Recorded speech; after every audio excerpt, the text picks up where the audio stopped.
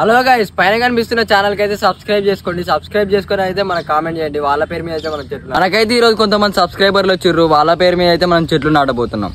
ఇలాగే మీ పేరు మీద కూడా చెట్టు నాటాలంటే సబ్స్క్రైబ్ చేసి మీ నేమ్ కామెంట్ చేయండి. చందు, ఇది మీ పేరు మీద. లావణ్య, ఇది మీ పేరు మీద.